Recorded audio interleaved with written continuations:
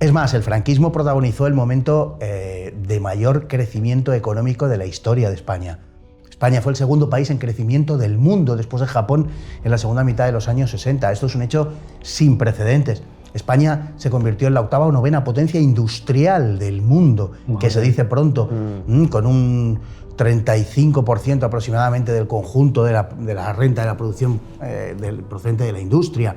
Se fue convirtiendo cada vez más en un país de servicios sin dejar de ser un país industrial. España se alfabetizó de una manera absolutamente brutal y sorprendente. Uno de los problemas grandísimos que había en España era la mortalidad infantil, desde siempre.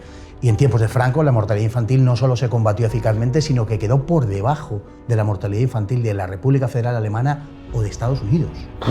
O sea, fijaos, realmente la esperanza de vida subió de 50 años hasta los 73. O sea, el salto fue abismal y brutal. El número de teléfonos, el número de vuelos en avión, es decir, lo miremos por donde lo miremos. Por supuesto, los tan consabidos pantanos, seguramente en número de más de 500 que se hicieron en España, es decir, todo lo que ha pasado en Valencia hace unos meses, si no hubiera sido por las obras hidráulicas del desvío del cauce del río Turia, hubiera producido seguramente miles de muertos, lo que vimos, la desgracia de la famosa Dana, de las riadas en definitiva, ¿no? Todo eso, es decir, eso se produjo durante el franquismo y muchísimas más cosas.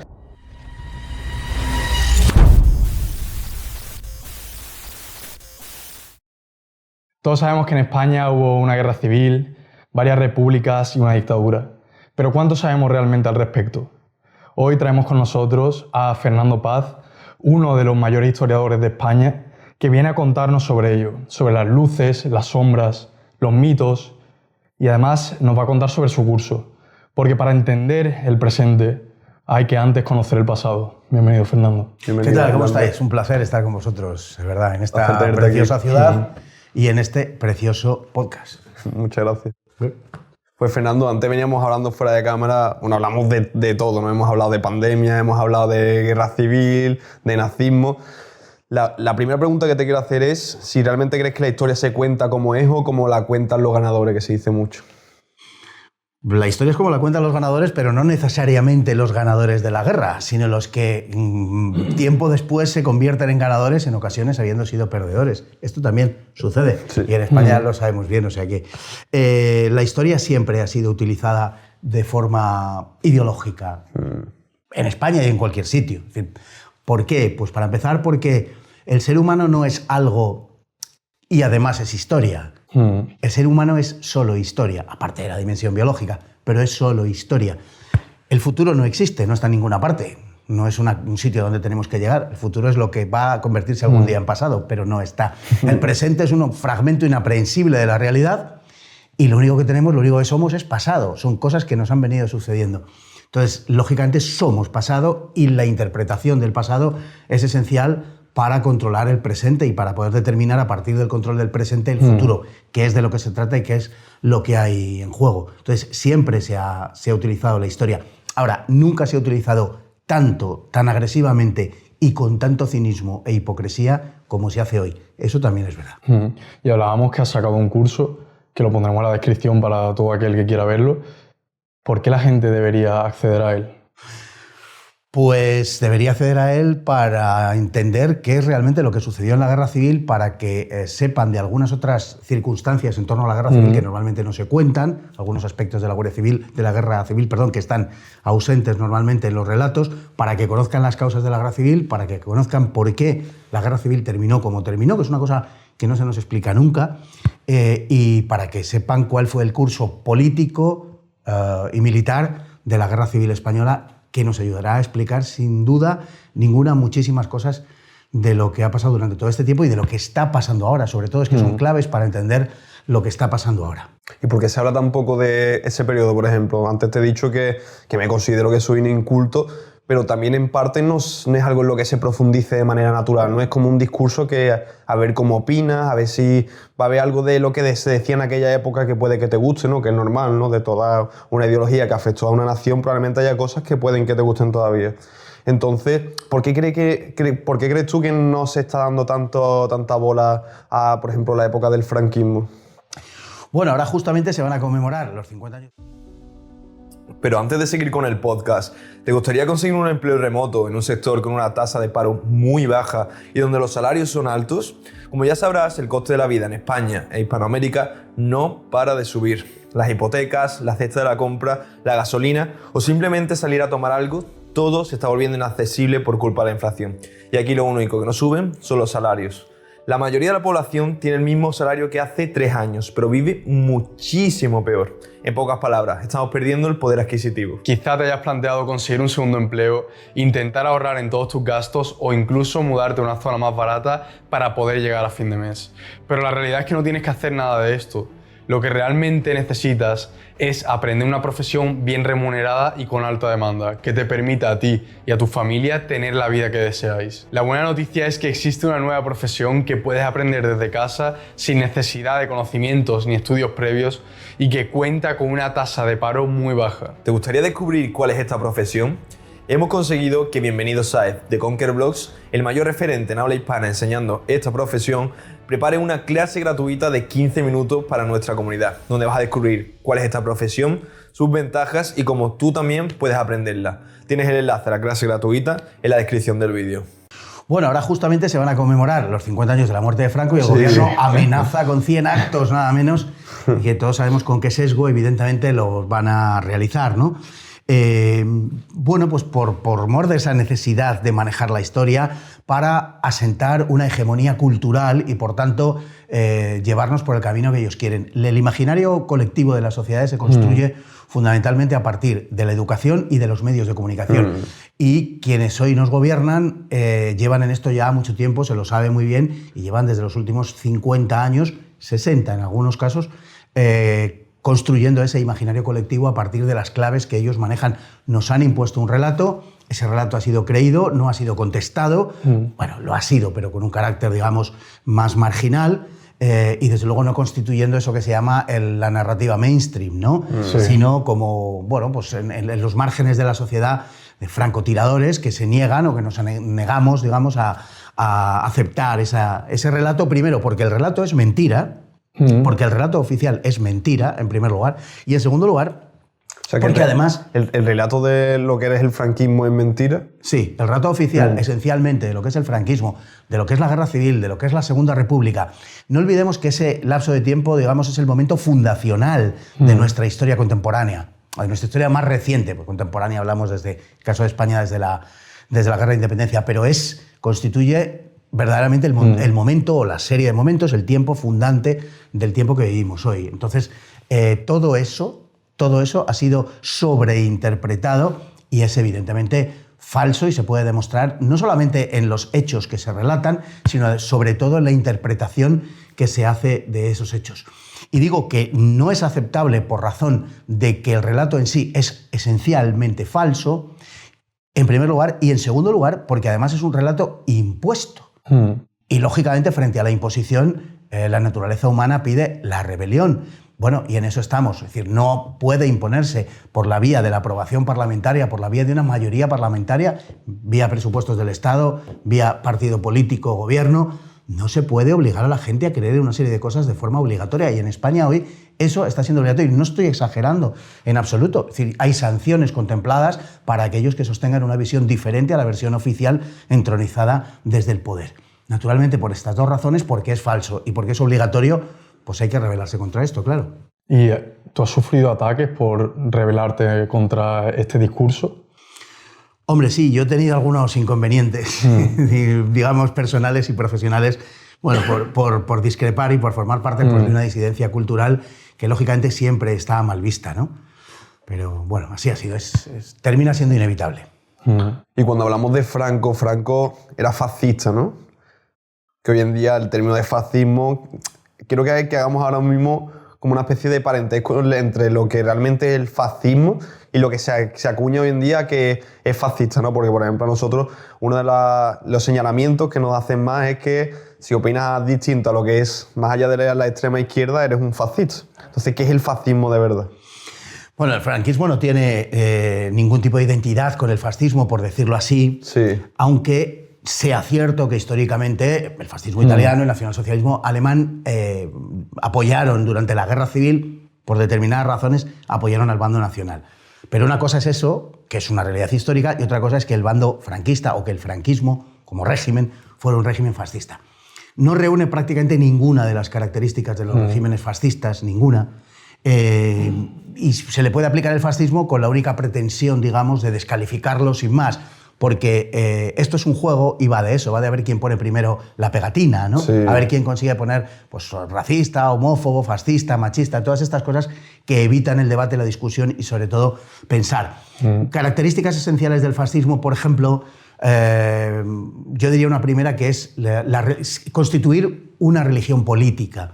El franquismo no fue una religión política, evidentemente, ni nada que se le parezca. Al contrario, fue consustancialmente cristiano, católico. Se habla de nacionalcatolicismo. Solamente que podamos definirlo como nacionalcatolicismo ya le niega la condición totalitaria para empezar, en primera instancia. Pero es que además el totalitarismo en general, y en concreto el fascismo, otra de las características que tiene es el de la movilización permanente de la sociedad, la politización de la sociedad, la ideologización. El franquismo fue todo lo contrario. El franquismo fue un movimiento desmovilizador, salvando los primeros momentos lógicos de la guerra y los años inmediatos al final de esta, que coinciden con los años de la Segunda Guerra Mundial. Esencialmente fue un movimiento casi apolítico y podemos decir apolítico y desideologizado. Aquella frase de una anécdota de Franco que le dijo a un director de periódico a petición de pues le hizo una pregunta, Franco contestó: usted haga lo que yo, no se meta en política. Y era verdad, es decir, era un movimiento desmovilizador que tenía algunas partes de ese movimiento sí guardaban, digamos, esa característica, pero muy concretamente, pues el Sindicato Español Universitario, el Frente de Juventudes, es decir, allí iban a desembocar aquellos que dentro de un régimen desmovilizador pretendían la movilización y la politización. Eso es otro aspecto completamente diferente. Otro más es que en los regímenes fascistas el Estado está al servicio del partido, por resumirlo en una frase, ¿no? Y por tanto sirve esa ideología, sirve esos fines políticos y está sometido a los cuadros del partido. Aquí fue todo lo contrario. Aquí el partido único, que no fue tal partido único, fue más bien un único partido, estuvo al servicio del Estado, no al contrario. La relación era absolutamente la inversa.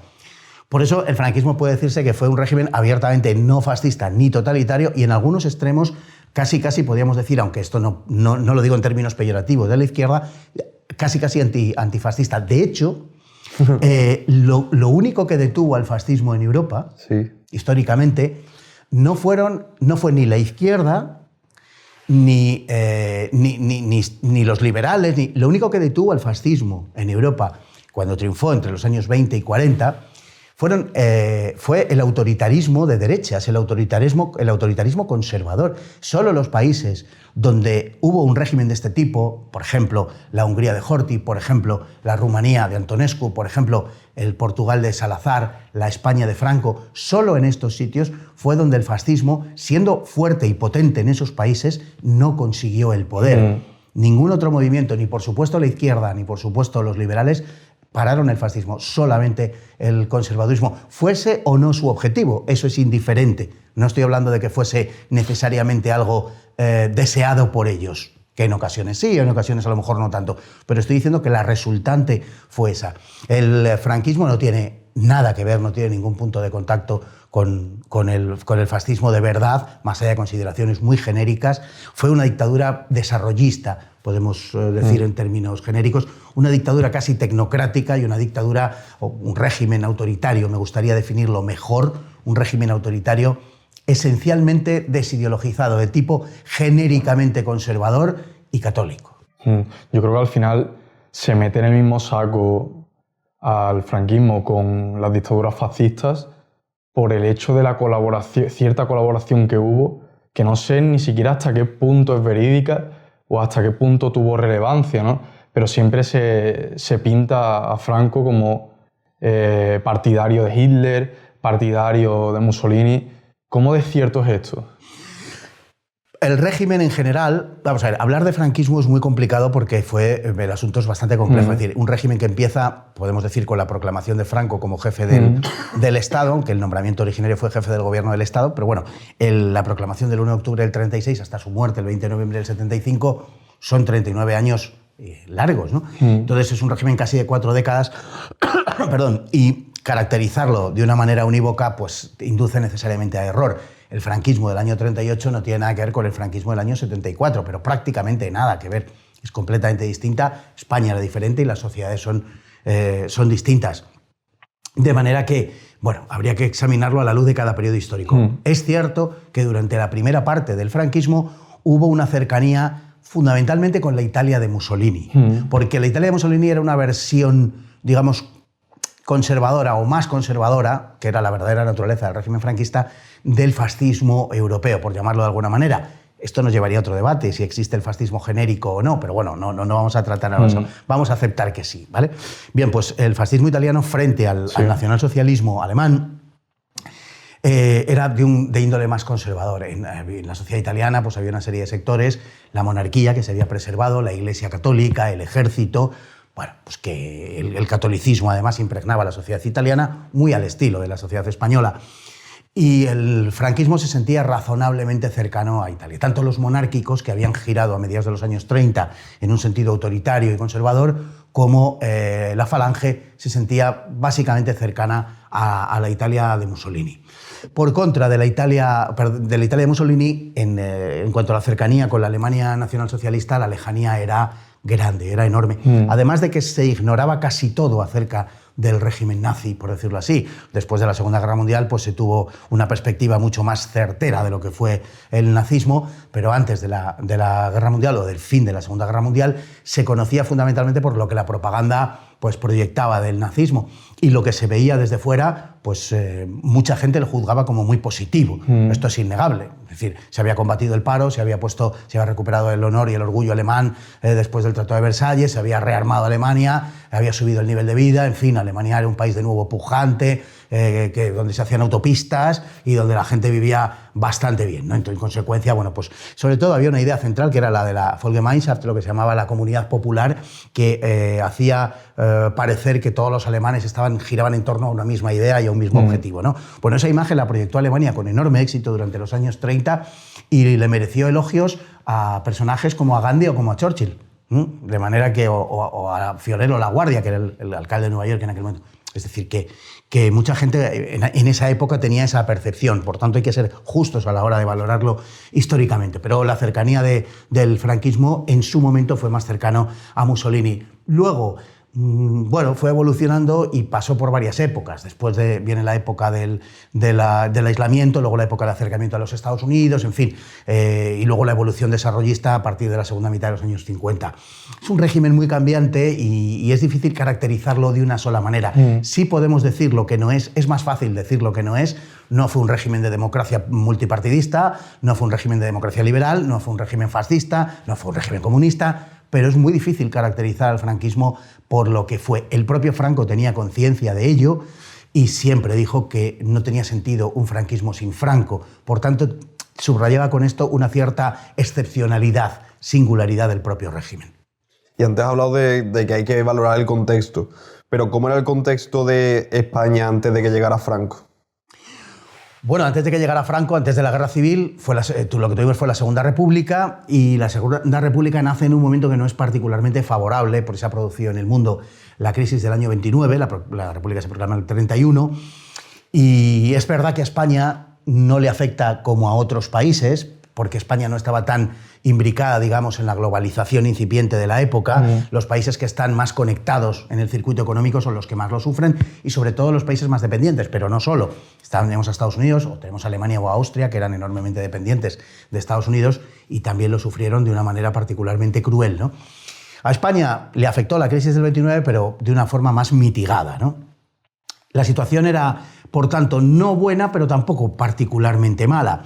El régimen, además, había llegado con todos prácticamente los parabienes de la población, porque se había producido un vacío de poder. La legitimidad de la Segunda República, que la tiene, procede del vacío de poder, porque la monarquía desaparece el 12 de abril, a partir de unas elecciones que no eran un plebiscito sobre la forma de Estado, sino que eran unas elecciones municipales que además ganan los monárquicos. Bueno, pues a partir de ahí resulta que se proclama la Segunda República. No vamos a contar ahora cómo, pero se proclama la Segunda República.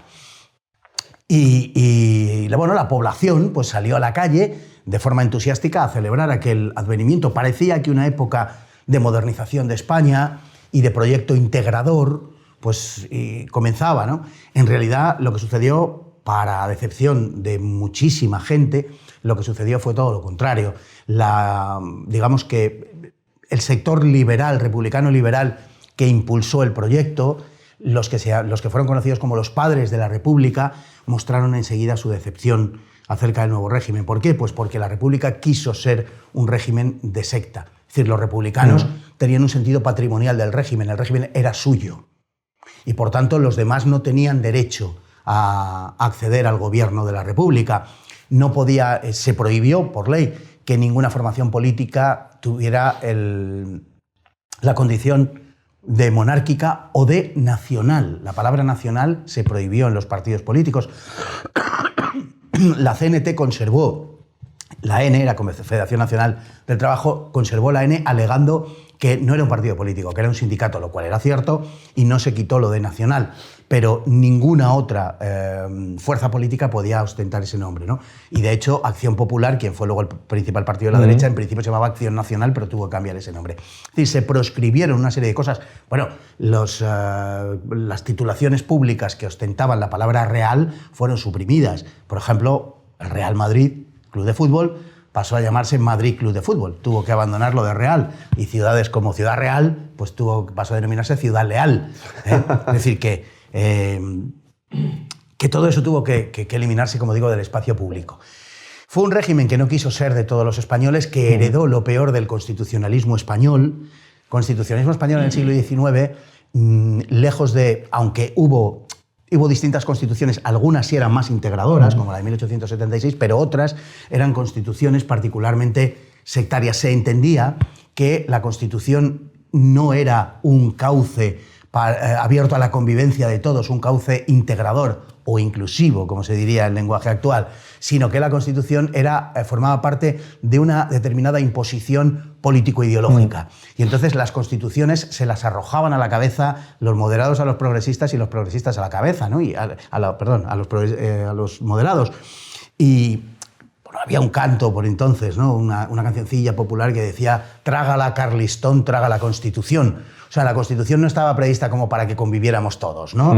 Sino todo lo contrario, para imponer una determinada cosmovisión. Bueno, la Constitución republicana de 1931 fue una herencia de ese pasado constitucional que era profundamente adverso a la convivencia. La República hizo imposible la convivencia de muchas maneras y, lógicamente, aquello pues desembocó en un estado de cosas que era invivible. Pensemos que cuando se produce la sublevación del 18 de julio de 1936, en España se ha sublevado todo el mundo. Los anarquistas 3 veces, 3 grandes sublevaciones. Pero es que se ha sublevado el Partido Socialista. Durante la propia República, nos podemos ir a más atrás. Por ejemplo, el Partido Socialista se subleva en 1917. En medio de una huelga general entre la UGT y la CNT, proclama la huelga general, y la huelga general no tiene reivindicaciones de tipo laboral, por decirlo así. No es que no las tenga, digo, es que además pide las Cortes Constituyentes, pide la salida de la monarquía y pide la proclamación de la República. Por tanto, es una huelga política. Con una excusa, empieza con una excusa de las protestas de los ferroviarios de Valencia y termina siendo una huelga que pide eso, es decir, se subleva contra el régimen establecido de forma violenta. Además de sublevaciones que había habido antes, donde también había participado el PSOE, como la Semana Trágica de 1909. No era la primera vez que el PSOE se sublevaba. Pero es que el PSOE se vuelve a sublevar en 1930, porque son socialistas también los que impulsan el movimiento. La sublevación militar de Jaca, que se nos olvida, también una sublevación militar que no triunfó. Contra la República, ¿verdad? No, la sublevación militar de 1930 fue contra la monarquía. Fue justo en el último momento, después de que había salido Primo de Rivera, en diciembre de ese año. Primo de Rivera sale a finales de enero, muere a mediados del mes de marzo, y en el mes de diciembre se sublevan los militares de la guarnición de Jaca. Es una sublevación militar también. Y estuvieron los republicanos metidos en el asunto y los socialistas.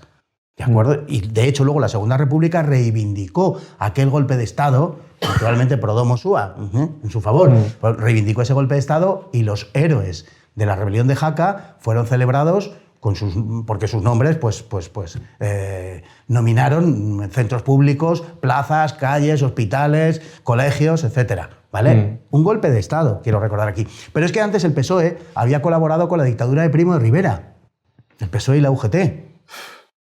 Esa es la historia. Y luego el PSOE se subleva en octubre de 1934. No solo el PSOE, el conjunto de la izquierda española se subleva en octubre de 1934.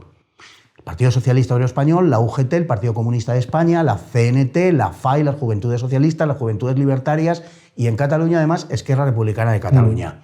Se sublevan todos contra la República, se sublevan todos contra el gobierno legítimo, porque era un gobierno de derechas, de centro-derecha, y se sublevan todos contra la República. ¿Qué legitimidad tienen ellos para condenar o para atacar el alzamiento de 1936? Salvador de Madariaga, que uno de los líderes republicanos en el exilio, escribió: después de la sublevación de octubre de 1934, la izquierda española perdió hasta la sombra de autoridad moral para condenar el golpe de 1936. Por supuesto que sí, pues claro. ¿Cómo pueden estar ahora los herederos de quienes han protagonizado todos esos golpes de Estado o proyectos o embriones de golpes de Estado?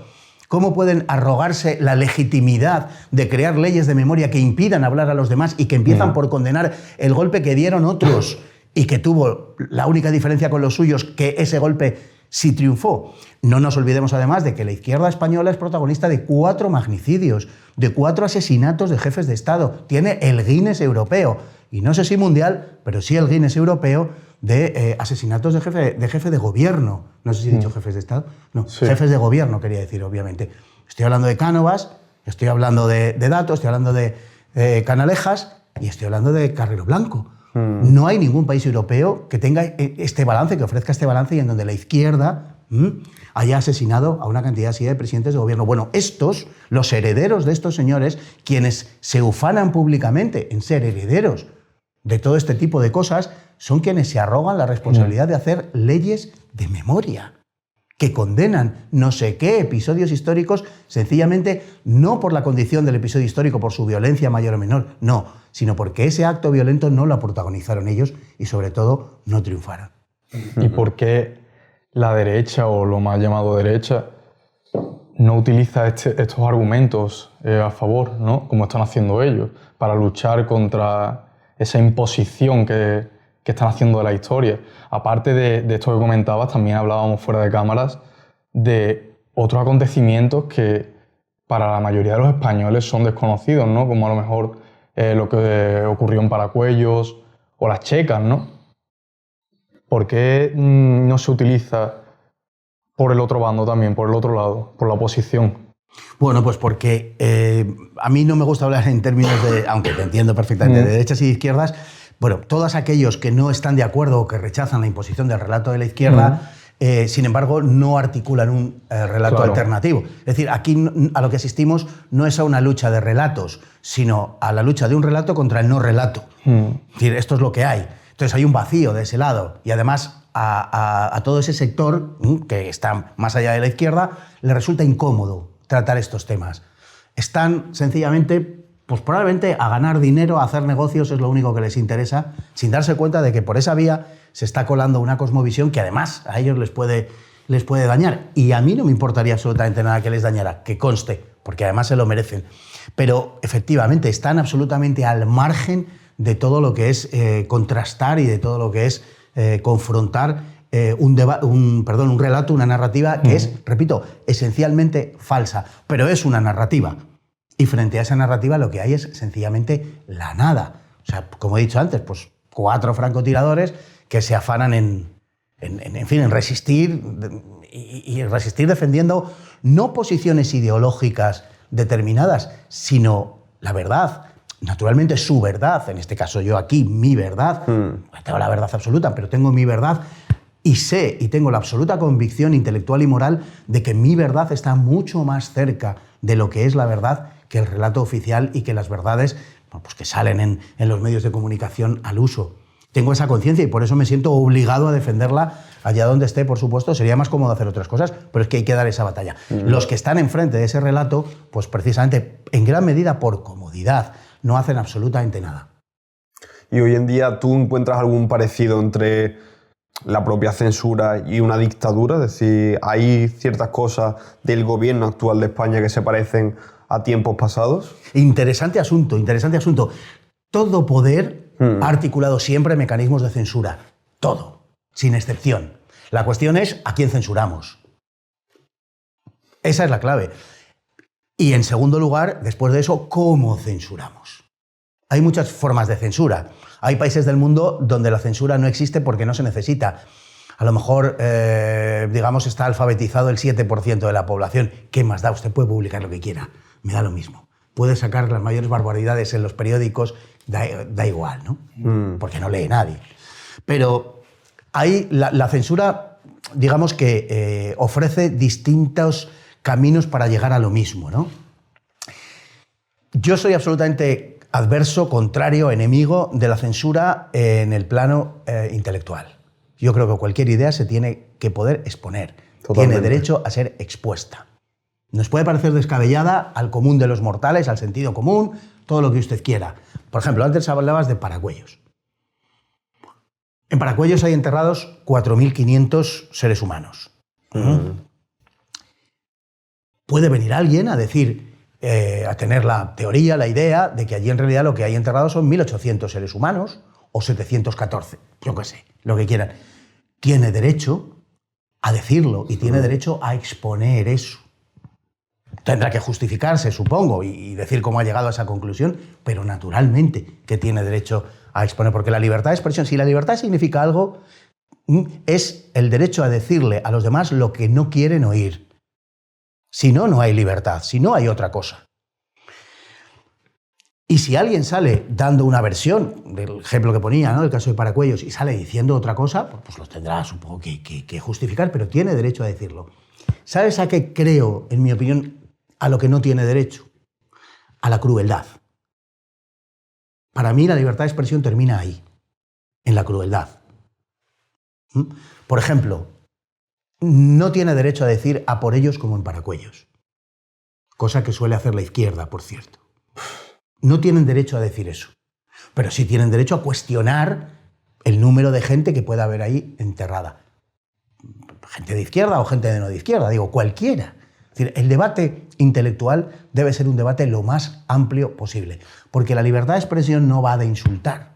La libertad de expresión va de decir lo que yo pienso. La pregunta de principio es, ¿puedo pensar lo que me dé la gana? Evidentemente sí, la respuesta es sí, yo puedo pensar lo que me dé la gana. Pues si lo puedo pensar, tengo derecho a decirlo. ¿Vale? Siempre que eso, que no sea un insulto, que no busque un propósito de burla, de un propósito cruel, digamos. Pero, naturalmente, tengo derecho a expresar mi pensamiento, a expresar lo que pienso. La libertad de expresión existe para expresar ideas. No existe para otras cosas, como mucha gente se cree. No, existe para expresar ideas. Luego habría que pormenorizar de qué estamos hablando, ¿no? Que son ideas, que no son ideas.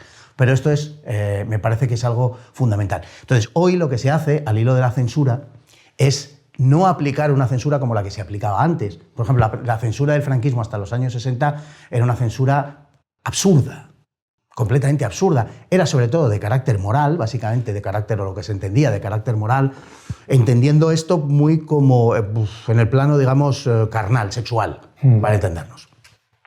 Y luego la censura adquirió una forma completamente distinta. Se abolió la censura previa y tú podías publicar lo que quisieras, pero dentro de unas normas. Y si infringías las normas, pues tenías que atenerte a las consecuencias en forma de multas.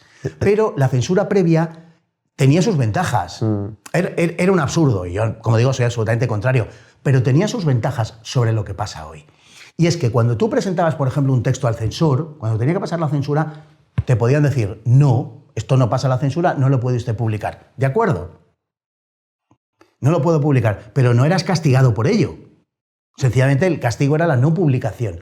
Hoy, teóricamente, lo puedes publicar y a través de mecanismos como la cancelación, lo que se produce es tu muerte civil. No puedes ser profesor, nadie te publica libros, nadie te publica artículos, nadie te contrata, te señalan con el dedo cuando apareces en espacios públicos, televisión, redes sociales, radio, lo que sea. ¿Vale? La cancelación es muchísimo peor, pero muchísimo peor que la censura franquista. sin ninguna duda, y es muchísimo más cruel y muchísimo más peligrosa y de consecuencias mucho peores. Hombre, en España fue premio Nobel de Literatura, por ejemplo, un señor que había sido condenado a muerte por ser comisario político comunista, que fue Antonio Buero Vallejo. Y en pleno franquismo, en los años 50, si no recuerdo mal, fue Premio Nacional de Literatura. Es que iba a decir el año, pero no lo sé seguro ahora mismo y prefiero no decirlo. Quiero decir, había censura, cierto, había censura y en algunos momentos muy dura y muy ridícula en algunos extremos, francamente ridícula, pero era con todo menos lesiva para la persona que las cancelaciones que vemos hoy. Porque ¿cómo era la vida con Franco? Yo me lo imagino como si fuese una limitación de libertades individuales en la que no podemos hacer nada, pero realmente es así. No, en absoluto. En absoluto. Lo que había era una limitación política entendida como la entendemos hoy, a partir del pluralismo político, de la democracia liberal, podemos decir. Había una libertad de expresión dentro del movimiento. Había libertad de expresión con Franco. Dentro del movimiento, dentro de lo que suponía el régimen, dentro de las fuerzas que conformaban el régimen. Durante la mayor parte del franquismo. Luego ya, en la última década del franquismo, la libertad de expresión se amplió enormemente. Entonces tendríamos que distinguir ahí lo que es la libertad de la vida cotidiana, de la vida corriente, de la vida común, a lo que son las libertades políticas. Son cosas distintas. En cuanto a la libertad de expresión política, estaba restringida, por eso se habla de un régimen autoritario semipluralista, estaba restringida, había ciertamente libertades políticas, pero dentro de un marco restringido. También lo hay hoy, dentro de un marco restringido, quiero recordar aquí. Todo es cuestión de pensar cuál de los dos marcos era más amplio o cuál le gusta más a cada uno. Pero lo cierto es que era así. Y por tanto, las libertades políticas son una cosa y las libertades personales son otra cosa. En el franquismo había libertad para vivir como tú quisieras, sin ningún problema. Es decir, tu vida personal. O sea, nadie te iba a buscar a tu casa para que fueras a misa. Hay gente que lo cree, hay gente que cree cosas así, ¿no? Es decir, esto no sucedía ni muchísimo menos, ni te obligaban a ir a los actos patrióticos, ni cosas que por el estilo, ni al desfile de Franco, ni cosas semejantes. Ataca mucho la situación de la mujer, ¿no? Se decía que tenían que ir con el marido al banco, ¿no? O a comprar cualquier cosa. ¿Eso era realmente así? Sí, exactamente igual que en Francia, por ejemplo, o que en Alemania, o que en Gran Bretaña. Claro. Lo mismo. Es decir, en Francia, hasta los años, creo que a comienzos de los 70 es cuando la mujer tiene, digamos, la plenitud de derechos y puede efectivamente abrir una cuenta. Mira, en Alemania, hasta los años 70, las mujeres no podían trabajar sin el permiso del marido o del padre. En Alemania. Sí, sí. En Alemania. En Gran Bretaña, por ejemplo, en algunos, quiero recordar que en Irlanda del Norte puede ser, no recuerdo en este momento, pero sé que en algunas partes de Gran Bretaña, por ejemplo, la homosexualidad fue ilegal hasta los años 90. Bueno, en Australia, por ejemplo, los aborígenes no estaban considerados hasta los años 60 plenamente humanos. ¿No? Sí, es que al final se está juzgando hechos pasados aislados, bueno, aislados no, se daban en todo el contexto, pero solo miran el foco nacional y lo juzgan, pero como tú estás comentando, se daba a nivel social en todo el mundo, ¿no? Hablábamos antes de la censura, por ejemplo, la censura en los cines se producía en Estados Unidos y en Francia también. Es verdad que aquí era más pacata, era más ñoña, es cierto, pero se daba censura igual y había escenas que no se podían proyectar en un cine en Estados Unidos en los años 50 y 60, ¿eh? Y en Francia pasaba lo mismo. Es decir, la idea que hay detrás es que nos quieren proyectar una España que era una anormalidad, una excepcionalidad por culpa del franquismo. Sí, claro. Y eso no es cierto en absoluto. De hecho, España se fue normalizando con una gran rapidez a partir de los años 50 y era un país perfectamente homologable a cualquier otro país europeo, sobre todo del sur, con la excepción de su sistema político. Por eso la transición lo que fue es una acomodación política de un sistema de cosas que en todo lo demás ya era como en otras partes de Europa. Es decir, aquí venían millones de turistas y veían el país y veían cómo era y nosotros veíamos a los turistas y no pasaba nada. La gente, no éramos cavernícolas, no salían corriendo, ¿no? Todas estas cosas que nos cuentan ahora, ni muchísimo menos. Es más, el franquismo protagonizó el momento de mayor crecimiento económico de la historia de España. España fue el segundo país en crecimiento del mundo después de Japón en la segunda mitad de los años 60. Esto es un hecho sin precedentes. España se convirtió en la octava o novena potencia industrial del mundo, que se dice pronto, con 35% aproximadamente del conjunto de la renta de la producción procedente de la industria. Fue convirtiendo cada vez más en un país de servicios sin dejar de ser un país industrial. España se alfabetizó de una manera absolutamente brutal y sorprendente. Uno de los problemas grandísimos que había en España era la mortalidad infantil, desde siempre. Y en tiempos de Franco la mortalidad infantil no solo se combatió eficazmente, sino que quedó por debajo de la mortalidad infantil de la República Federal Alemana o de Estados Unidos. O sea, fijaos, realmente la esperanza de vida subió de 50 años hasta los 73. O sea, el salto fue abismal y brutal. El número de teléfonos, el número de vuelos en avión, es decir, lo miremos por donde lo miremos. Por supuesto, los tan consabidos pantanos, Sí, se habla mucho seguramente en número de más de 500 que se hicieron en España. Es decir, todo lo que ha pasado en Valencia hace unos meses, si no hubiera sido por las obras hidráulicas del desvío del cauce del río Turia, hubiera producido seguramente miles de muertos, lo que vimos, la desgracia de la famosa Dana, de las riadas, en definitiva, ¿no? Todo eso, es decir, eso se produjo durante el franquismo y muchísimas más cosas. En fin, desde la ONCE hasta el diario Marca, pasando por... la paga extra también, ¿no? La paga extra, por supuesto. En fin, una serie de cosas, una serie de consecuciones que tuvieron lugar, que se podrá decir... bueno, es que el mundo también avanzó y en otros países, todo lo que ustedes quieran, pero entonces no las nieguen. Esto sucedió en la España de Franco, al margen de que en otros países, que esto sería ya otro debate, no sucedía. Es decir, esto no sucedía, que digo yo, pues ni en Perú ni en Rumanía. ¿Vale? Es decir, España tuvo un desarrollo como no había conocido en su historia. España se incorpora de una manera decisiva plenamente a la modernidad en tiempos de Franco y realmente el desarrollo socioeconómico es impactante. Se crea la clase media española, de lo cual era muy consciente el propio Franco. Se crea una clase media que será la clave que explica por qué a la muerte de Franco no se producen enfrentamientos civiles, porque ya no hay esa polarización social que existía con anterioridad. Sí, es que lo comentábamos antes, que al final es una época que todo el mundo sabe que ha estado ahí, pero se habla casi como si fuese del infierno, ¿no? Se le criminaliza a unos niveles increíbles y por eso grabar este tipo de conversaciones me parece muy interesante para desmontar ese relato, ¿no? Y me gustaría también que entrásemos en mitos y que la gente pueda visualizar cómo era eso realmente. Claro, porque la historia es que, o sea, el producto que te venden es que éramos muy raros. Claro. Y que nos hemos normalizado ahora, pero que éramos muy raros y que íbamos al revés del mundo y que tal y cual. Y no es verdad. Esas cosas de las que hablabas, por ejemplo, de las mujeres, o la pena de muerte, que sí, que se aplicó en la época de Franco, pero también en Francia tenían la pena de muerte y hasta los años 70 se ejecutó, si no recuerdo mal, la pena de muerte en Gran Bretaña. A finales de los 60 estuvo también la condena, se llama Hanratty o algo así, si no recuerdo mal. En Estados Unidos se sigue aplicando a día de hoy, en Japón se sigue aplicando a día de hoy. ¿Qué me están ustedes contando? La pena de muerte se aplicaba en España de forma tradicional y el franquismo la continuó al mismo tiempo que en muchos países de Europa. ¿Y había en la República también pena de muerte? En la República se conservó, por ejemplo, en el Código de Justicia Militar y se aplicó el Código de Justicia Militar a rebeldes, a sublevados, como sucedió en el caso de Asturias, por ejemplo, exactamente igual. De hecho, la normativa que emplea Franco, el Ejército Nacional, que emplea a los nacionales para enjuiciar a sus adversarios, precisamente se basa en esas leyes. Ellos no inventaron la ley, no hicieron una ley para enjuiciarlo, eran las leyes vigentes en aquel momento, se les aplicó la legislación vigente, esa es la realidad, aunque es verdad que luego se hizo alguna ley al margen, pero la que se aplicó fue esa, y eso se aplicó también en octubre de 1934. ¿Y cómo era la fiscalidad con Franco? Porque ahora mismo tenemos un problema en el que está huyendo mucha población joven de España porque es asfixiante.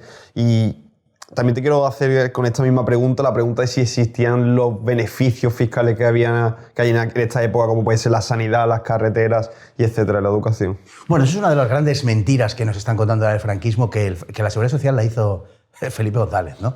Es una cosa, es una broma, ¿no? La Seguridad Social se hizo en la época del franquismo, había antes una serie de seguros, se fueron haciendo poco a poco, pero el gran salto, el seguro obligatorio de enfermedad, es del franquismo, de los años 40, ¿no? Y se hizo con una voluntad expresa, fundamentalmente por dos razones, porque en el régimen confluyeron, por un lado, tanto la doctrina social de la Iglesia como las ideas sociales que aportaba la Falange, que aportaba el pensamiento de José Antonio Primo de Rivera, que socialmente era un digamos, pensamiento muy, bueno, si se le quiere llamar así, muy de izquierdas, por decirlo así, muy social, ¿no? Entonces se tomaron una serie de medidas precisamente para mantener el nivel de vida de las clases más bajas de la población, y se tomaron medidas que fueron efectivas hasta que llegó un momento en que dejaron de serlos y hubo que dar un salto adelante, que fue con el plan de estabilización de finales de los 50 años 57. Entonces, a partir de ahí sí, a partir de ahí hubo que cambiar la política, pero hasta entonces se hizo de otra manera, buscando ese bienestar, sobre todo de las clases más desfavorecidas, que diríamos hoy. Se hizo la seguridad social, por supuesto, fue una de las cosas que se hizo, y de las muchísimas cosas que se hizo. Costó mucho, porque hasta entonces los médicos cobraban por cada visita, cobraban por cada atención, etcétera, y claro, de repente que pasaran a ser una especie de funcionarios pagados por el Estado y en fin, pues con una limitación en esa, digamos, en esa remuneración, pues muchas gracias no les hizo. Hubo que vencer muchas resistencias de mucho tipo. Pero ¿y cómo era la carga impositiva? Porque hoy en día estamos hablando ya de, en algunos casos, incluso la mitad de todo lo que genera una persona. No, vamos a ver. No existía el IRPF. Sencillamente no existía. Existían algunos impuestos que había que declarar, que eran los impuestos que se consideraban impuesto de lujo, ¿vale? Que lógicamente variaba según las épocas. Hubo una época donde el automóvil formaba parte del impuesto de lujo y pagaba una cuota más elevada, y luego esa cuota fue disminuyendo según el automóvil se fue haciendo, digamos, se fue popularizando, se fue democratizando, ¿no? No había IRPF. El IRPF es un invento de la transición. Se hace aunque es verdad que había ya en los últimos tiempos del franquismo algo, pero vamos, al lado de lo que hay ahora, una broma, pero tal y como lo conocemos, se desarrolla en la transición y se hace en principio con un carácter temporal. Es un impuesto que se saca porque España está en una recesión que comienza en el año 73 y que se agudiza a partir del año 76. Bueno, la primera crisis del petróleo, etcétera, y entonces, bueno, pues hay que arrimar el hombro y todo el mundo tal, se producen los pactos de la Moncloa, los sindicatos, los partidos, la patronal, tal, todo el mundo, en fin, para sacar adelante la situación. Y una de las medidas que se toma es esa declaración de las rentas sobre de las personas físicas, ¿no? Entonces, eso que iba a ser temporal, pues qué voy a contar, se quedó para siempre. Y había también los impuestos indirectos, lógicamente, impuestos directos, impuestos indirectos, los indirectos, que siempre han sido los impuestos, digamos, que más han combatido teóricamente las fuerzas más sociales, las fuerzas más a la izquierda. En este caso, en el caso de España, pues eran los sectores falangistas los que eran más contrarios, lógicamente, a subir los impuestos sobre el consumo, los consumos que se llamaba tradicionalmente, ¿no? ¿Por qué? Pues por razones obvias. Porque si tú subes el pan, esa subida le cuesta lo mismo al trabajador que al marqués, ¿no? Claro, entonces pues hay una injusticia ahí en el reparto de la carga impositiva, etc. Bien, la fiscalidad era, bueno, al lado de lo que tenemos hoy de niño de teta, o sea, no tiene absolutamente nada que ver. Se suponía que la gente pues tenía derecho a administrar todo aquello que ganaba y había pues una cierta imposición, pero verdaderamente mínima. No solamente eso, es que cuando muere Franco, la deuda en España es del 7%. ¡Wow! Madre mía. El 7%. Mira, uno de los muchos mitos al respecto de la dictadura, la época de Franco y tal, si se perseguía tanto a la gente, si la gente estaba oprimida, arrojada, no se podía hablar, había un policía en cada esquina, que había la mitad de policía que hay hoy en España. Primer asunto. Segundo asunto, ¿sabéis cuánta gente había en la cárcel en 1975? En una dictadura con unas leyes terribles que te obligaban, que no te dejaban respirar, había 8.000 presos en España. 8.000. 8.000. ¿Cuántos hay ahora? Pues en este momento las cuentas ahora mismo no sirven porque hay datos que no conocemos. Sencillamente no conocemos porque Cataluña va a su aire, porque están los que salen, los que entran, los que tal, cambia la legislación, las normas, tal.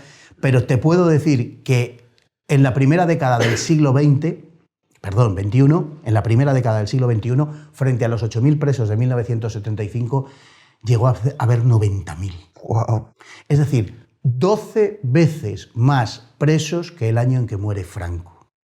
12 veces más presos. Creo que está todo dicho. Pues era probablemente la población penitenciaria per cápita más baja de Europa. La dictadura, con unas leyes más duras que las de hoy. Si hoy se aplicaran las leyes de la época de Franco, imaginaos, no habría los 90.000 presos de los que hemos hablado, habría 200.000. ¿Eran más duras las leyes que ahora? Eran más duras las leyes que ahora, en términos generales, sí. Vamos a ver, lo que había fundamentalmente era una sociedad más sana en general. Tú necesitas muchas leyes. Cuando tú haces muchas leyes es porque la sociedad no se autorregula, porque tú ves que no funciona la sociedad. Bueno, porque ves que no funciona y porque tienes un propósito político de cooptar la sociedad, naturalmente. Pero pensando bien, ¿no?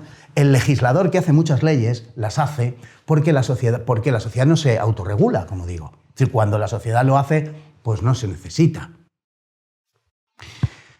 Y es lo que pasaba entonces, que la sociedad española era muchísimo más sana, sin duda ninguna, sin duda de ningún género, de lo que es hoy.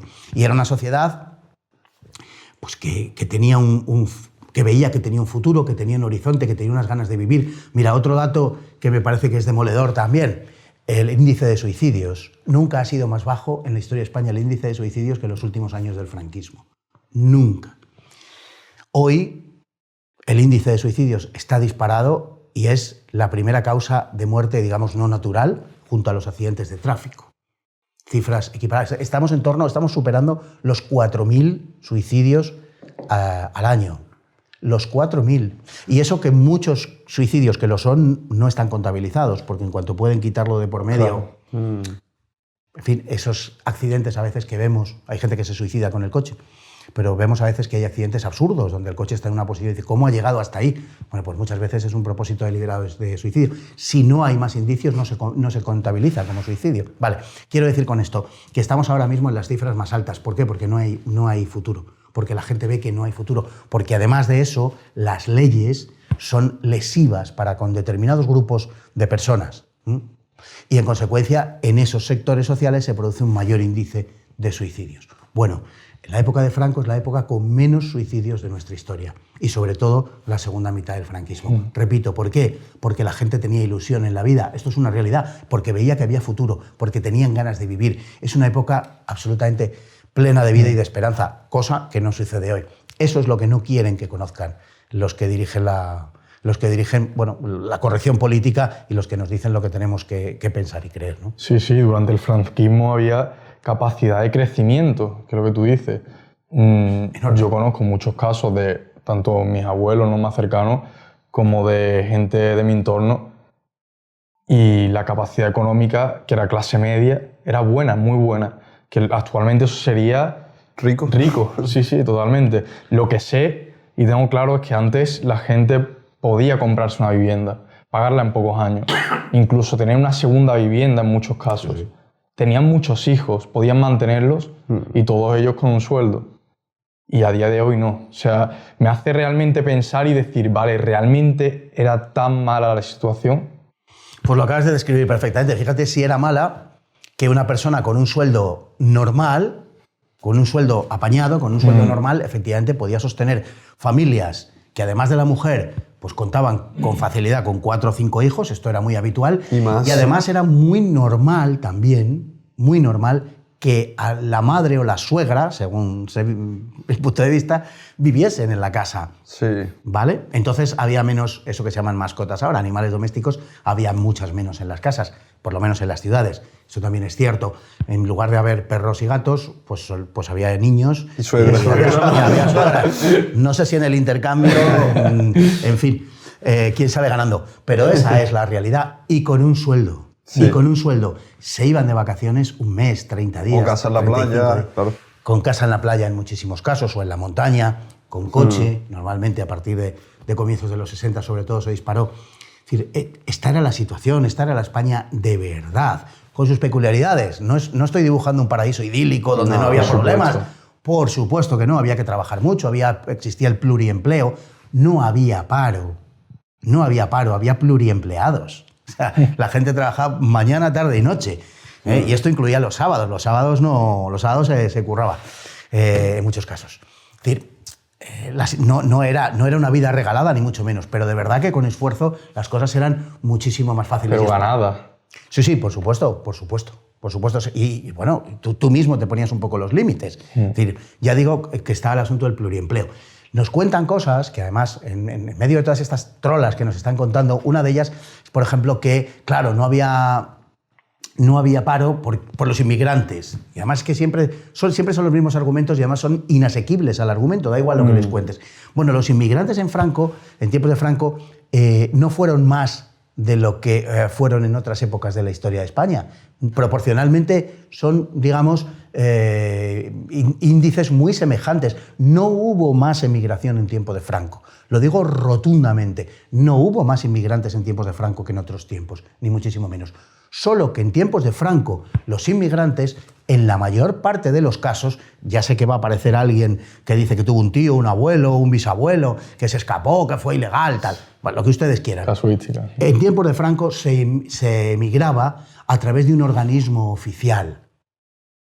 Y se emigraba con los papeles en regla y se acordaba y se arreglaba todo con la seguridad social del país de destino. Empezó esto con Alemania, por cierto, en primer lugar. Y los españoles, lo digo porque ya me conozco yo los paralelismos que se trazan, no iban con machetes a ningún sitio, ni iban violando a nadie, ni iban imponiendo sus costumbres a ninguna parte, ni nada que se le parezca. Al revés, se integraban en la medida de lo posible. E iban a países que demandaban mano de obra. Es decir, los españoles no entraban de pronto en Alemania, en Suiza, en Bélgica, en Francia, y se quedaban allí porque les daba la gana, sin que nadie les llamara. De eso nada. Tenían que ir porque había ofertas de trabajo que se cursaban de una manera absolutamente reglada y establecida. Si me perdonáis la cuña publicitaria un segundo, sí, por yo tengo un canal que es el Búnker Bar, ¿vale? Perdón por decir yo, dos amigos conmigo, Javier García Isaac y Alex Lahaim, tenemos un canal y en ese canal pueden buscar un programita que hice sobre inmigración, la inmigración en el franquismo, donde cuento todo esto y cuento cómo se hacía y cuento la comparativa con la inmigración que recibe España hoy. Cierro paréntesis. ¿Vale? España, hoy. Sí, sí. España y Europa en general. Es decir, que la inmigración no es verdad que fuera por esa razón por la que España tenía mejores cifras que Europa. No era por la inmigración. Y tampoco era porque la mujer no se hubiera incorporado al mercado laboral, porque la mayor parte de los países estaban en unos porcentajes, años 50-60, muy parecidos a los de España. Por lo menos la Europa del Sur. O sea, no fue por esa razón, fue porque un país se puso en marcha. Y además se puso en marcha con entusiasmo y alegría, y esa es la realidad. Y por eso no había presos, y por eso no había suicidios, y por eso la gente tenía pluriempleo, y por eso la gente tenía hijos, y por eso la gente veía que cada día, cada mes, cada año era mejor que el año anterior. Y había verdaderas ganas de vivir. Insisto en este aspecto. Y has mencionado a las mujeres. ¿Tú crees que las mujeres se han visto perjudicadas? O sea, hay muchos aspectos de lo que han ganado, pero hoy en día nos encontramos en una sociedad en la que hay un montón de mujeres de 50 años que tienen depresión porque no han formado una familia, le han vendido una libertad que se ha convertido un poco en libertinaje, ¿no? Yo creo que el hombre y la mujer están hechos para muchas cosas y creo que una de esas cosas, que no necesariamente tiene que aplicarse a todos los individuos, por supuesto, pero una de esas cosas es, digamos, perpetuarse y tener hijos. Y esto nos hace plenamente humanos, y no digo que el que no tenga hijos, porque ya me conozco yo esto, no es plenamente humano, es pseudo-humano. No, también es humano. Pero la plenitud de esa condición, sin duda ninguna, yo he habido épocas donde, antes de tener el primero, claro, no tenía hijos, y épocas donde tengo hijos. Y puedo decirlo, por tanto, porque he estado en los dos lados. Y, lógicamente, tener hijos te hace, en fin, replantearte muchísimas cosas en la vida, prioridades, y te humaniza también. Sí, y te humaniza. Por eso hablo de una plenitud a la hora de, digamos, de ser persona. Por supuesto, los demás, los que no tienen hijos, también son igual de personas. Las quejas son en otra ventanilla, ¿vale? Yo en otro sitio. Pero lo digo y lo reitero. Entonces, en la medida en la que se renuncia a eso, lógicamente se va a producir un mayor índice de infelicidad. Tengo la absoluta convicción y creo que la evolución de las sociedades europeas y occidentales en general se empeña en darme la razón. No es que me dé la razón, es que yo saco las consecuencias y por eso las cuento. Creo que la felicidad del ser humano no está en donde normalmente la ponemos. Creo que las cosas que buscamos, muchas de las cosas que buscamos, no dan en absoluto la felicidad. Nos dan un placer momentáneo. Hedonismo. Efectivamente. Y es el ersatz, ¿no? Es el sucedáneo. Es la sustitución de algo que es profundamente auténtico, que es la felicidad, por el placer. Y el placer es una especie de impostura de la felicidad. La felicidad es otra cosa y la felicidad es mucho más profunda y duradera. Y no es un estado de euforia. Es un estado en el que se permanece en un equilibrio. El placer sí es un estado de euforia, necesariamente por su propia naturaleza corto en el tiempo. Y la sucesión de placer no conduce a más placer, conduce a una profunda infelicidad. A una profunda infelicidad. Entonces creo que por ese lado el hecho de que alguien renuncie para conseguir otros fines presuntamente más apetecibles, que alguien renuncie a esa condición de padre o de madre, a mí me parece un error. Algo que no impondría nunca a nadie, pero que sí aconsejaría a todo el mundo. Por lo tanto, creo que efectivamente sí, hay muchas mujeres que han renunciado a algo que es esencial, porque dentro de que esto es, digo, importantísimo para el hombre y para la mujer, no tengo ningún problema en decir en que es más importante para la mujer. Realiza más a la mujer todavía que al varón. Esto es así, incluso por una cuestión física, la transforma más que al varón. Entonces, creo que renunciar a la maternidad es una equivocación que evidentemente muchas pagarán a lo largo de su vida. Hay quien no renuncia a la maternidad y tampoco otras cosas. Yo no estoy hablando de que nadie tenga que renunciar a nada, pero estoy diciendo que sí hay unas prioridades y tengo la absoluta seguridad de que tanto para la sociedad en su conjunto como para la persona, la maternidad y la paternidad, pero sobre todo la maternidad, es un bien básico. Por supuesto. Y de hecho esas personas son el resultado de que otras antes decidieran tener hijos. Lo cual hace pensar, ¿no? Y decir, vale, ¿soy el resultado de algo que no es bueno o sí? Exactamente. Y me gustaría preguntarte, tú que has estudiado tanto la historia, ¿qué solución crees que hay ante la situación o la coyuntura en la que nos encontramos a día de hoy aquí en España? ¿Pero te refieres al tema de la natalidad? Me refiero, sé que es una pregunta un poco amplia, pero al conjunto, porque vemos muchos frentes abiertos, ¿no? La capacidad adquisitiva, la natalidad, la inmigración. Vemos un panorama desolador. Hemos hablado antes con poca esperanza, ¿no? De cara al futuro para muchas personas. ¿Cómo crees que se puede solucionar esto? Viendo atrás en la historia, ¿no? Y con todo ese conocimiento que tú tienes. Bueno, tú ves un panorama desolador porque tú no estabas aquí hace 20 años. Bueno, estabas, pero no tenía en condiciones de Bueno, yo en concreto no lo veo reflexionar. desolador porque gracias a Dios nosotros sé que tú no, estamos haciendo lo correcto. Sí. En ti encarna, digamos, Sí. el espíritu de una época, ¿no? De una generacional, ¿no? De Sí, una generación. exactamente. Ya hablando más por la generación, ¿no? Pero estamos menos mal de lo que estábamos antes, porque hemos tomado conciencia. Estamos mejor porque no podíamos estar peor. Y entonces hemos llegado ya a un punto, digamos, en el que es imposible estar peor, por decirlo de alguna manera, entonces hemos mejorado. Hemos tomado conciencia de lo que está pasando. Una parte, un sector de la sociedad. Si nos restringimos solo a España, que no deberíamos hacerlo, porque este es un fenómeno mucho más extendido, pero en el caso de España hay un núcleo de la nación, de la sociedad española, de nuestra nación, que es indoblegable. Que ya pueden caer chuzos de punta que siguen incólumes en sus creencias, en ser como son y en no moverse de aquellas cosas que saben ciertas. Y que están peleando, y que están protestando, y que están haciendo cosas, no solamente protestando, sino haciendo cosas. Y es, sobre todo, hay de todo, por supuesto, pero es razón para la esperanza el que muchas de esas personas son, como hemos hablado antes, son gente joven. Gente que viene sin complejos, gente que viene sin ninguna mochila de, en fin, ideológica u otras cosas o de complejos de tipo social. Gente a la que le da igual, gente a la que os da igual. Gente que planteéis preguntas que sabéis que os van a caer de todo y tal, y da lo mismo. Y seguiremos adelante y nos da exactamente igual lo que nos digan. Entonces yo sí tengo esperanza, de verdad. Creo, porque tampoco quiero vender una burra que no es, creo que para que de verdad haya un cambio sustancial en la sociedad tiene que pasar algo probablemente de gran trascendencia, algo gordo. Claro, ahí quería llegar yo. Creo que tiene que pasar y creo que probablemente pase. Esta situación es muy difícil que se eternice, que sigamos viviendo así en medio de esta especie de indolencia hedonista donde todo da igual, pero que además nadie quiere defender. Que es que esa es otra. Es que nadie quiere defender. Es que todo esto tiene un coste. Y nadie lo quiere pagar. Y entonces aquí da igual quién venga, que entren en masa, ala, tal, que tal. ¿Estás seguro de lo que estás haciendo? Porque esto se acaba. Por ese camino, por esa vía, esto se acaba. Bien. Entonces, yo creo que tiene que pasar algo verdaderamente muy serio para que esto se arregle. Creo que las sociedades en Occidente están yendo hacia su disolución, están generando una gran entropía interna, un gran desorden. Caminamos hacia el caos en todos los aspectos. el primer caos o lo que genera y lo que, digamos, arrastra el resto de desorden sería el caos espiritual. Ya estamos en él.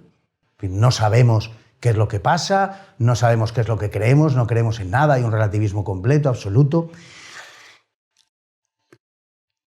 Y ese caos espiritual, que es siempre el primer clarín que anuncia lo que está por venir, como digo, es el prólogo de una situación de desorden probablemente extrema o muy grande que vamos a vivir si el devenir de las cosas, lógicamente, no lo impide. Que digo que puede ser que lo impida precisamente por esa confianza que tengo en el futuro. No obstante, y aunque eso sucediese, y aunque llegásemos a pasarlo muy mal, estoy convencido de que la única posibilidad de resurrección de esto pasa por ahí. Siempre. Pasa por ahí. No quiere decirse que de ese desorden necesariamente se siga un proyecto palinginésico de resurrección. No necesariamente. Pero si eso va a suceder, va a ser después de que asistamos al fin de ese proceso. Estamos en medio de una situación probablemente sin precedentes en nuestra historia. Muchas veces nos dicen, bueno, el mundo ya pasa muchas veces por esto, las sociedades y tal. No, no es verdad. La situación que tenemos hoy es una situación que no admite el cotejo realmente por la cantidad de esferas que abarca, de ámbitos que abarca, con ningún otro estado por el que haya pasado la sociedad occidental, sobre todo durante tanto tiempo. Ha habido momentos peores, pero han durado menos. ¿Tú crees que va a haber violencia? Yo creo que va a haber violencia, yo creo que va a ir la violencia increciendo. También es verdad que Occidente vive la época de su historia en que ha habido menos violencia frente a lo que nos creemos. Las épocas históricas anteriores han sido mucho más violentas que nuestra época. Pero creo que la violencia en Occidente va a ir cada vez a más. Y el problema no es tanto la violencia, sino sobre qué sociedad incide la violencia. Porque si la violencia incide sobre una sociedad acostumbrada a la violencia, esta puede absorberla mucho mejor. Pero si la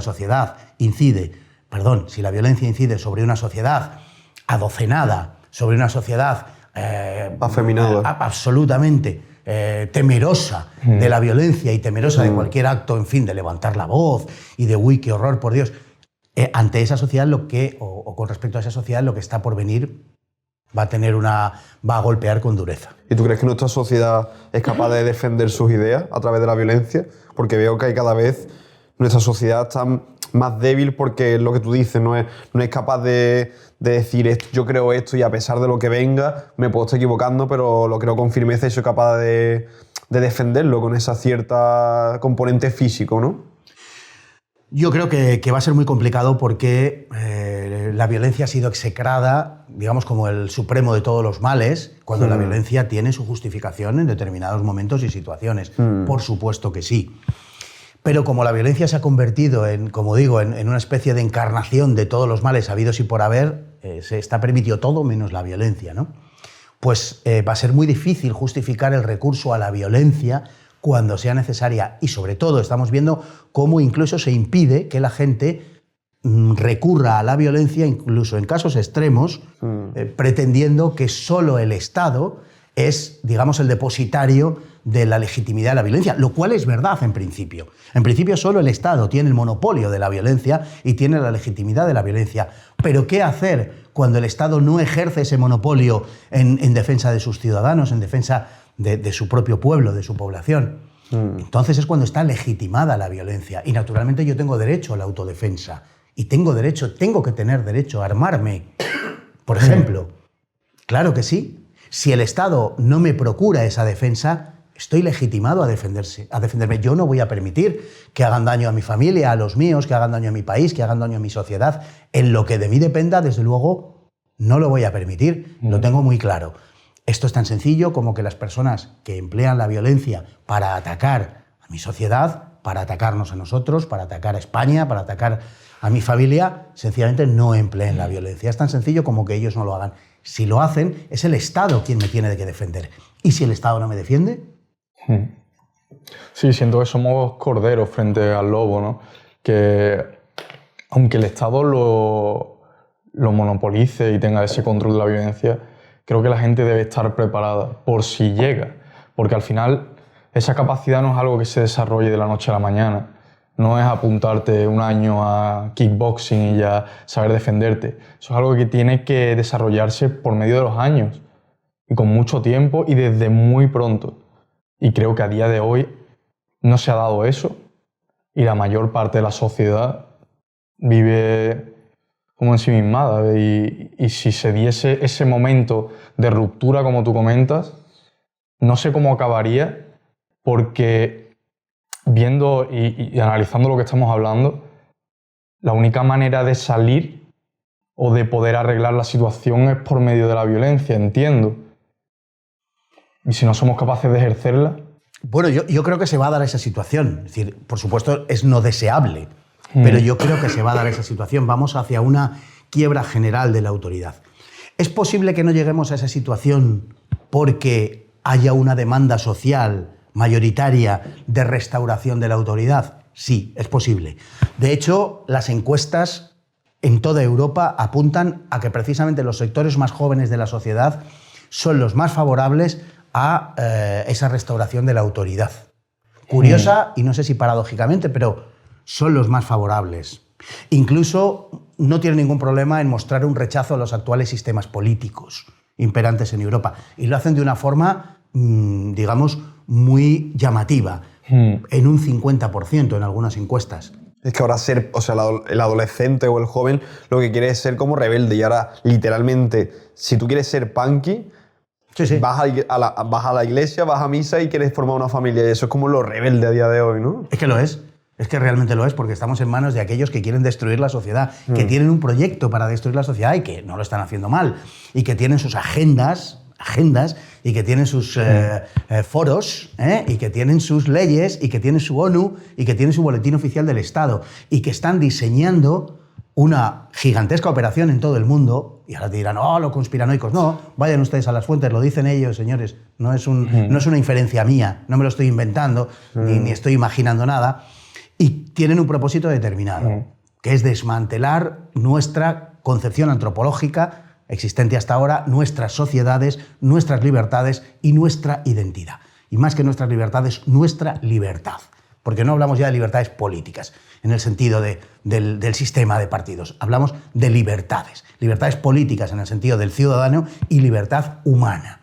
Y por supuesto que hay un proyecto que está recortando la libertad del ser humano, que está recortando nuestra identidad, por supuesto que sí, naturalmente que sí. Entonces, ante esa situación, claro que lo rebelde, claro que lo que hay que hacer es, por supuesto, posicionarse frente a ellos, frente a la política de los globalistas, de los mundialistas, naturalmente, que es lo políticamente correcto, que es la política de la asfixia intelectual, que es la política que trata ahora, como hemos visto recientemente, de prohibir la expresión en redes sociales. Naturalmente que sí, con la excusa de que sí los bulos, claro. Pero ¿cómo un gobierno, que es el gobierno que tiene el récord mundial de bulos, de mentiras, o sea, un señor que incluso ha dado lugar a que jocosamente se comente que el presidente no miente, cambia de opinión, ¿no? Como dijo Carmen Calvo. Es decir, cuando nadie ha mentido tanto en tan poco tiempo, realmente puede salir con esa desvergüenza a hablar de los bulos. Pero bulo, dices, bulo eres tú. Pero si no hay nada más, de verdad más que este gobierno, son todo mentiras permanentemente, se les pilla una vez tras otra y todavía tienen el cuajo de hablar de mentiras. No les importa absolutamente nada las mentiras, como demuestra la labor de las verificadoras, que son auténticas fábricas de bulos.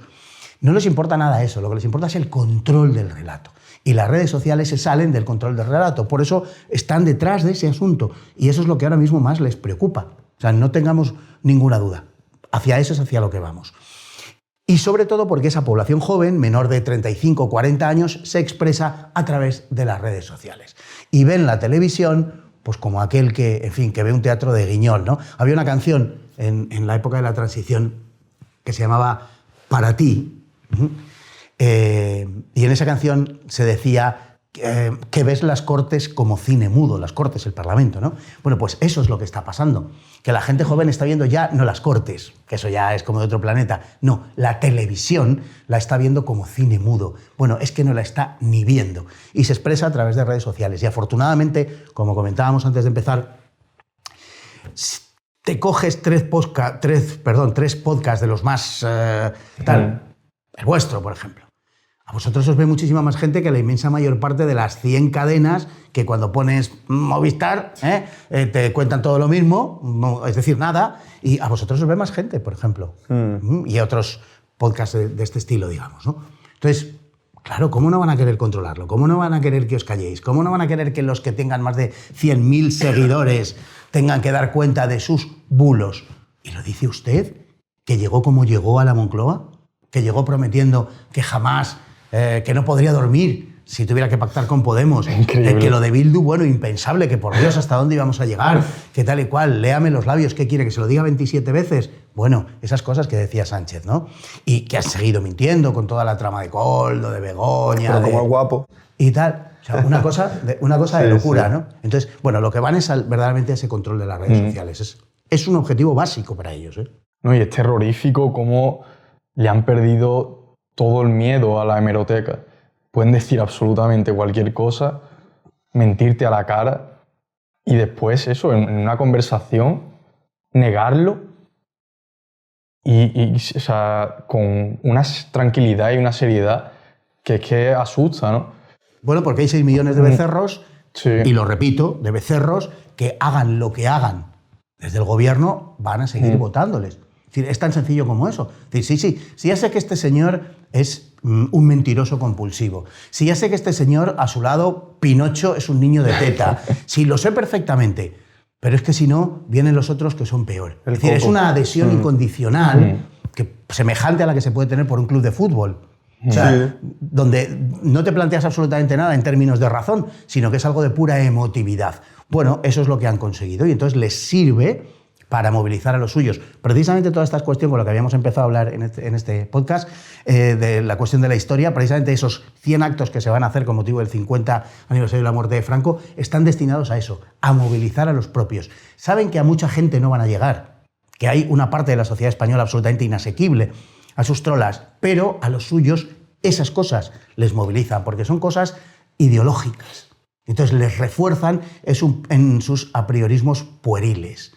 Les dan la razón como a los tontos. Le dicen, cuidado, que resucita Franco, que o me votas, sí, seremos corruptos, todo lo que digan. Pero es que si no viene Franco, fíjate, y lo malo que era Franco, que hizo 4 millones de viviendas y tú todavía estamos esperando a que hagas alguna. Todo lo que tú sabes de vivienda es la de la castellana de Koldo. Pero yo creo que va a caducar, porque cada vez, o sea, la población que realmente vota a Podemos y vota al PSOE, en este caso es población envejecida y normalmente hay una predominancia femenina, pero cada vez, igual que con la televisión, ese tipo de edad va a acabar muriendo, por desgracia. No quiero decir que van a morir. Todos vamos a acabar pero muriendo. efectivamente, cada vez va a haber un relevo generacional, entonces yo creo que en algún momento va a caducar ese tipo de ideología. Bueno, el problema aquí está en que el verdadero garante del éxito del PSOE es el PP. Sí. Porque para que nada cambie se necesita una alternativa que no lo sea. Es decir, que realmente sea una alternancia. Sí, entonces, exactamente. el PP es el que asegura el triunfo del PSOE. Cuando se vaya el PSOE seguirá gobernando. Las leyes del PSOE seguirán gobernando. Esa es la realidad. Entonces, lo tenemos complicado. Es verdad, no hay que pensar que esto va a ser fácil, ni muchísimo menos. Pero es necesario que se pase por esa etapa de gobierno del Partido Popular, de Feijóo.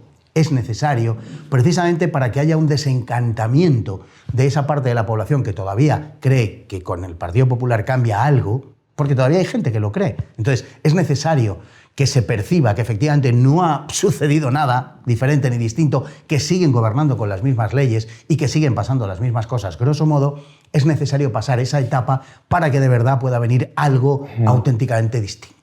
Es necesario pasar por ahí. Entonces, bueno, vamos a ver lo que tarda y lo que dura esto en darle la vuelta. Pero yo creo que cada vez viene más gente empujando por atrás, empujando en cuanto a la edad de gente joven. Cada vez viene más gente exigiendo otras cosas, ¿no?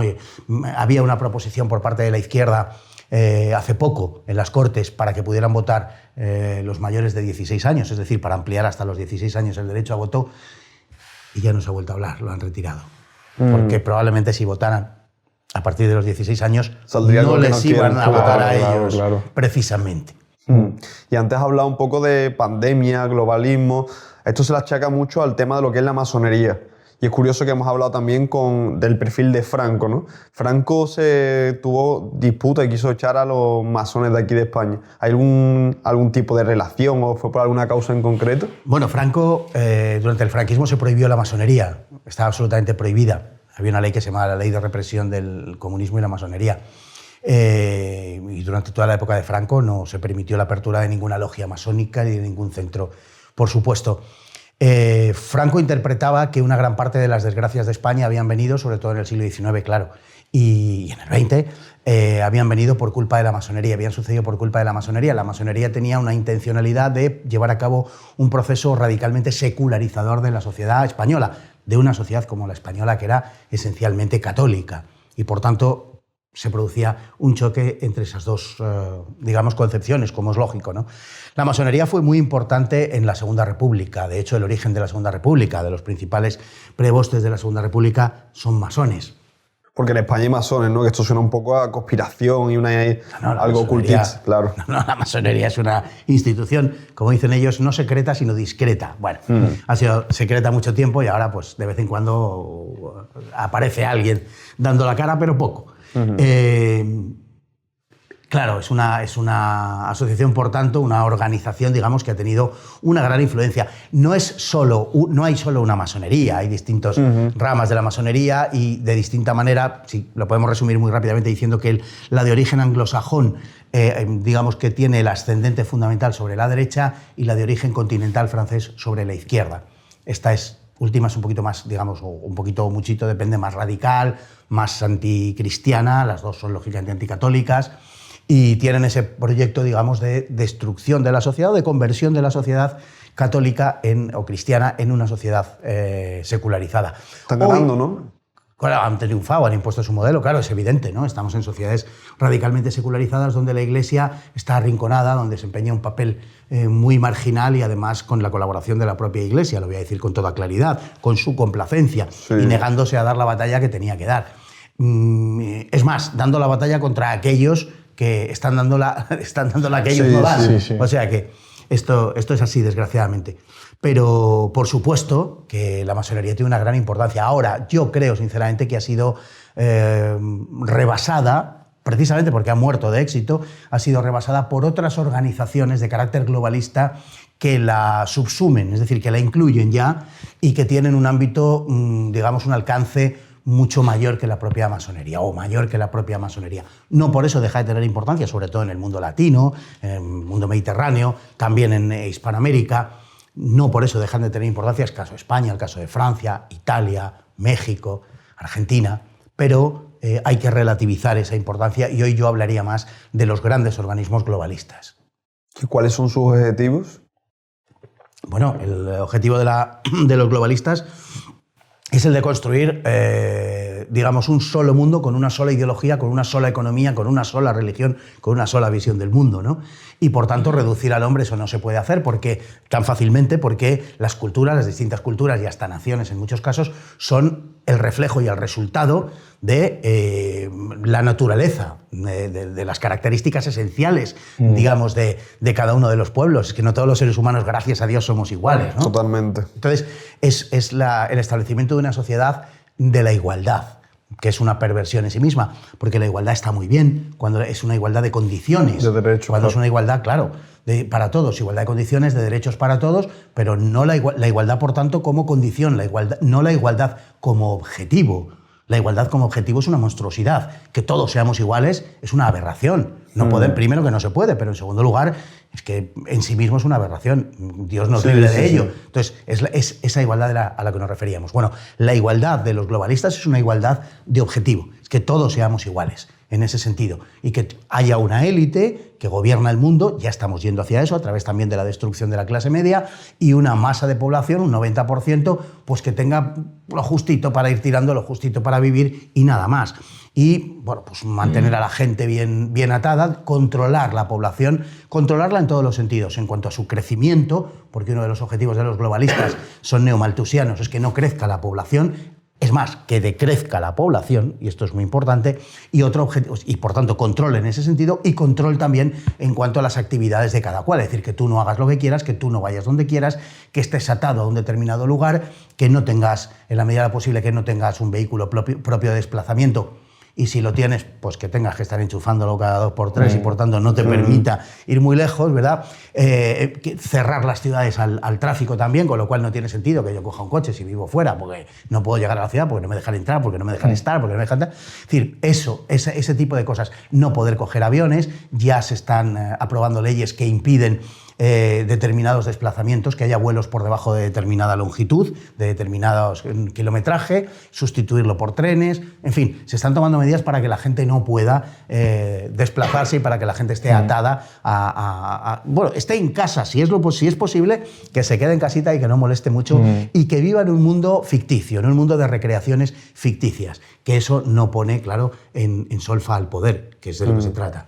Sí, estamos hablando de un enemigo muy grande, cuyos fines son muy perversos, como hemos comentado, y este tipo de conversaciones, por muy insignificantes que parezcan a priori, ¿no?, en comparación a ese monstruo, yo creo que tienen un impacto muy grande y que de verdad pueden cambiar muchas mentes o empezar a cambiar, ¿no?, que eso también es muy importante.